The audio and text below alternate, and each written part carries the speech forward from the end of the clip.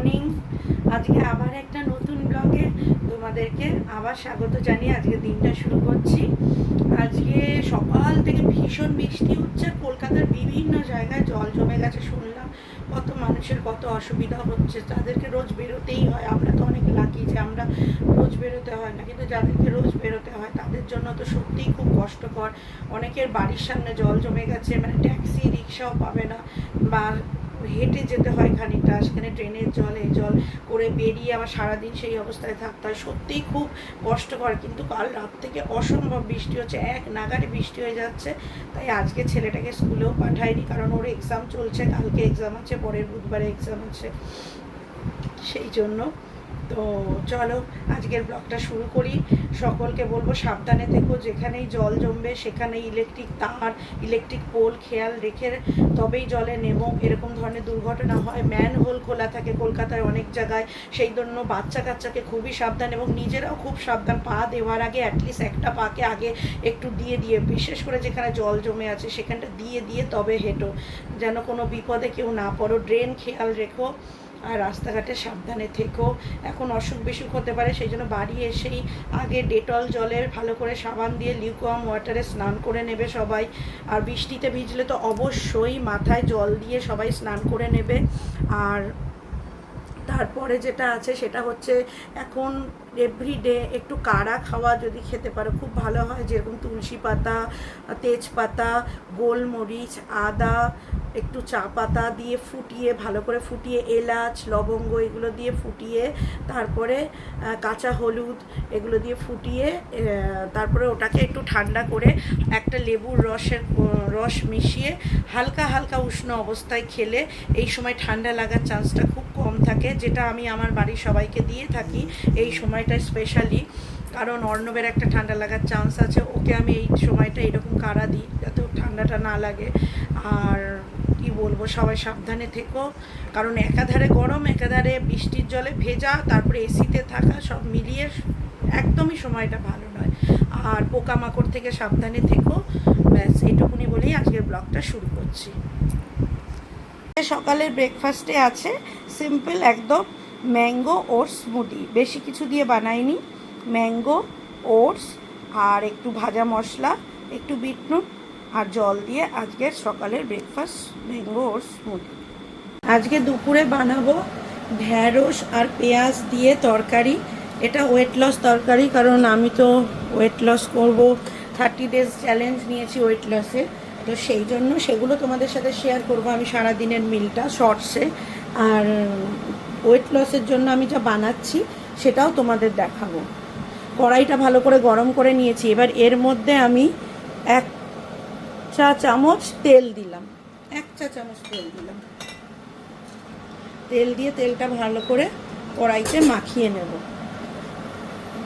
এবার এর মধ্যে আমি একটু কালো জিরে ফোড়ন দেব।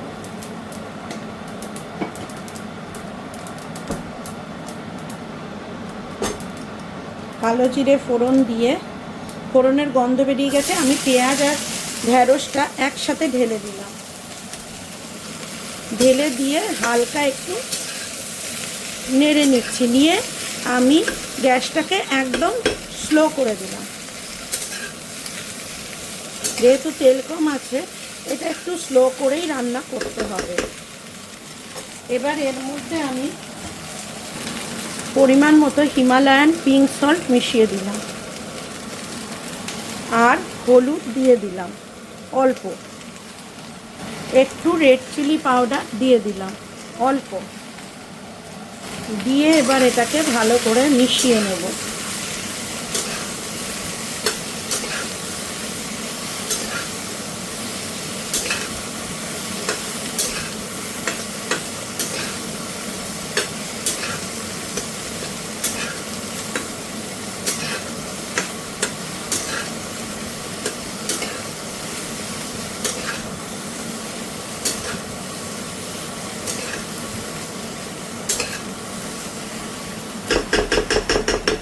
দিয়ে আস্তে আস্তে এটাকে স্লো আছে রান্না হতে দেব। এই সময় এটাকে ঢাকা দিয়ে দেব। এইভাবে ঢাকা দিয়ে দিয়ে পেঁয়াজ আর ঢ্যাঁড়সটা নরম হওয়া অবধি এবং একটু ভাজা ভাজা হওয়া অবধি রান্না করব।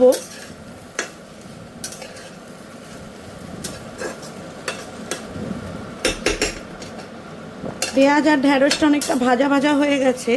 এবার এই সময়ে এতে আমি একটু পোস্ত বাটা মিশিয়ে দিচ্ছি। আমি যেহেতু এটা ডায়েটের রান্না করছি, তাই জন্য আমি আর এতে কোনো রকম মিষ্টি দেব না।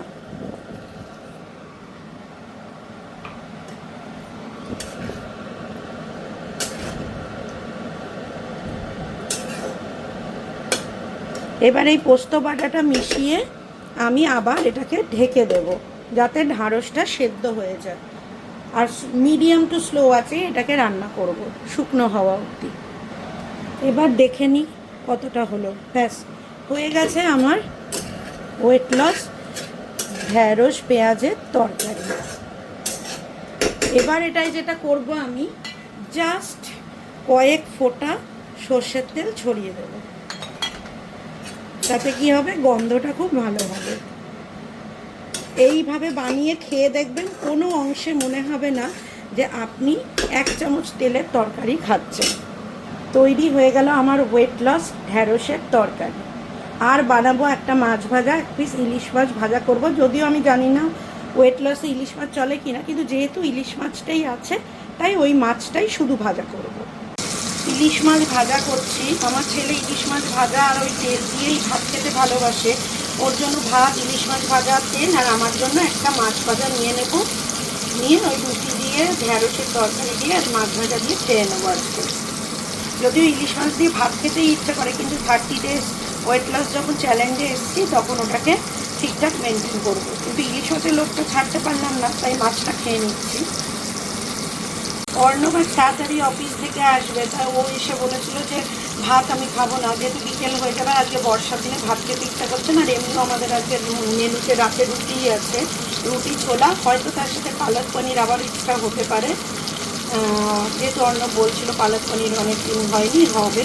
আর ওর জন্য আমি একটু ইলিশ মাছের ডিম তুলে রাখবো, ডিম খেতে ভালোবাসি, তার ডিমটা একটু তুলে রাখবো। আমার আজকে দুপুরের ওয়েট লস ডায়েটে আছে 2টো রুটি, এই একটা রুটি, ওই একটা রুটি। যেহেতু আজকে ওটসের ভাগটা বেশি হয়ে গেছে রুটিটায়, তাই জন্য রুটিটা একটু ফেটে গেছে। রুটিটাই সমান সমান দিলে আটা আর ওটসের গুঁড়ো, তাহলে রুটিটা ফাটে না। আমি আজকে যেহেতু ওটসটা বেশি হয়ে গেছে, আটাটা কম দিয়েছি, তাই ফেটে গেছে। আর আছে 1 চামচ তেলের ঢ্যাঁড়স পেঁয়াজ পোস্তর তরকারি, আর একটা ইলিশ মাছ ভাজা।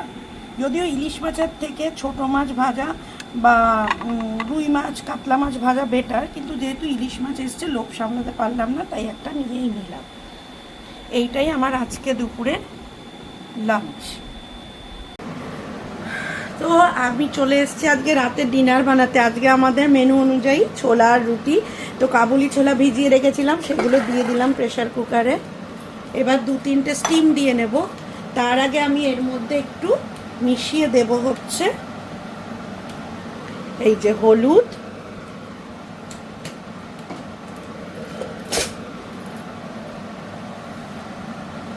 অল্প নুন, ব্যাস। এটা দিয়ে কাবুলি ছোলাটাকে স্টিম দিয়ে নেব।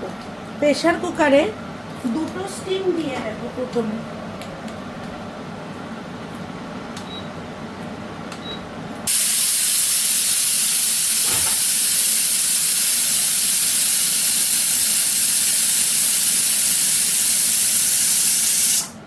দুটো স্টিম হয়ে গেল, এবার স্টিমটা বসতে দেব। যতক্ষণে প্রেশারে স্টিমটা বসছে ততক্ষণে আমি ছোলাটা করে নেব। ছোলা করার জন্য আমি ইউজ করব সর্ষের তেল। এখানে আমি 2 টিস্পুন সর্ষের তেল দিলাম, জাস্ট 2 টিস্পুন সর্ষের তেল দিলাম। দিয়ে তেলটা একটু গরম করে নেব। তেলটা গরম হয়ে গেছে, এবার আমি এখানে 1 টিস্পুন জিরে দিয়ে দিলাম, গোটা জিরে ফোড়নে। আর তার সাথে অল্প একটু হিং দিয়ে দিলাম।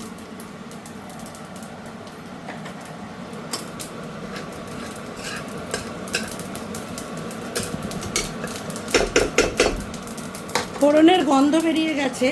এবার আমি এর মধ্যে কেটে রাখা পেঁয়াজ কুচি, একটা বড় সাইজের পেঁয়াজ, 3-4টে রসুন কোয়া আর 1/2 ইঞ্চি আদা, সব কুচিগুলো এর মধ্যে দিয়ে দেব।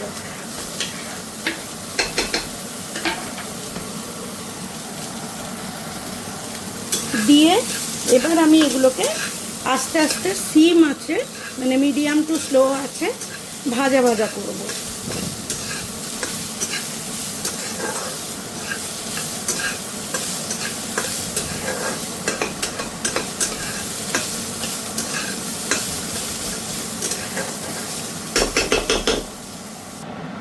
এবার এটা একটু ভাজা ভাজা হয়ে গেছে, দেখো একটু সময় নিয়ে ভাজতে হবে, গলাটা বসে আছে। ভাজা ভাজা হয়ে গেছে, এবার এই সেদ্ধ করে রাখা নুন হলুদ দিয়ে ছোলাটা এর মধ্যে দিয়ে দেবে।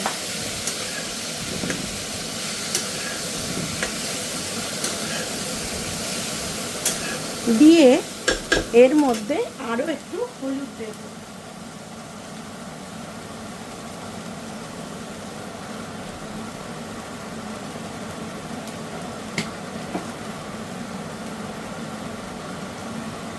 আর দেব সামান্য একটু জিরে গুঁড়ো,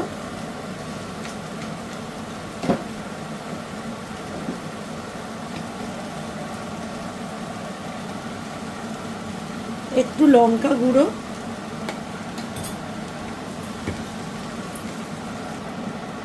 আর 1 চামচ ছোলা মশলা। এটা দিয়ে একটু কষে নেব।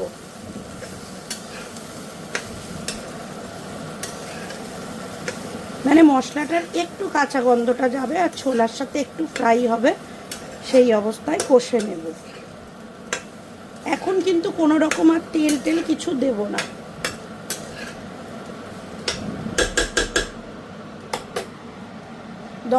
দশ মিনিট মতো একটু কষে নেব। এই কষার সময় এবার পরিমাণ মতো নুন দিয়ে দেব। আমি যেহেতু ডায়েটের বানাচ্ছি তাই মিষ্টি দিলাম না, আপনারা যারা নর্মাল বানাবেন তারা একটু মিষ্টি দিয়ে দেবেন। আর যাদের খুবই মনে হবে না মিষ্টি একটু দেওয়া দরকার, তারাও দিতে পারেন একটু। এই সময় এতে একটু তেঁতুল গোলা জলও দিয়ে দেব। যদি কেউ মনে করেন তেঁতুল গোলা দিয়ে একটু মিষ্টি দিতেই লাগবে, তাহলে সে দিয়ে নিতে পারেন। আমি এখানে মিষ্টি দেব না, যেহেতু এটা ডায়েট রান্না তাই দেব না। এবার একটু 2-3 মিনিট কষে নেব। এবার আমার কষা হয়ে গেছে।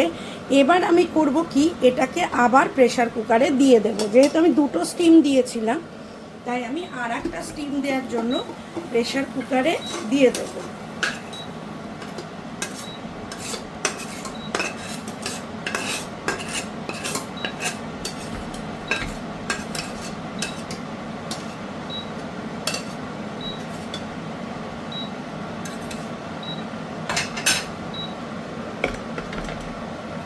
প্রেসার কুকারে দিয়ে আমি এতে পরিমাণ মতো জল দিয়ে দেব।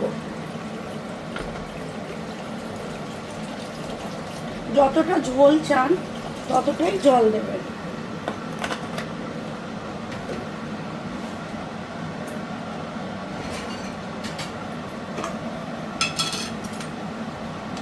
জল দিয়ে এতে আমি 1 চামচ ঘি দিয়ে দেব। ঘি কিন্তু ওয়েট লসে হেল্প করে। ওয়েট লসে দিনে 2 চামচ ঘি আরামসে খেতে পারেন। আর এই তরকারিটা তো শুধু আমি একা খাবো না, অনেকটা হচ্ছে, সবাই মিলে খাবো, তাই 1 চামচ ঘি খুব একটা অসুবিধার কারণ নয়। এবার আমি এটাকে আরও 2 থেকে 3টে স্টিম দিয়ে নেব।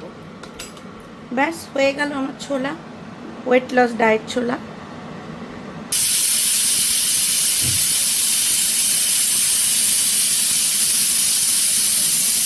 তৈরি হয়ে গেল আমাদের ছোলার তরকারি, কম তেলে ডায়েট ছোলার তরকারি। আজকে রাতে এইটা দিয়েই আমরা মানে ডিনার করব, রুটি আর এই ছোলার তরকারি। আজকে রাতের ডিনার রেডি, রুটি, শসা আর কাবুলি চানার তরকারি।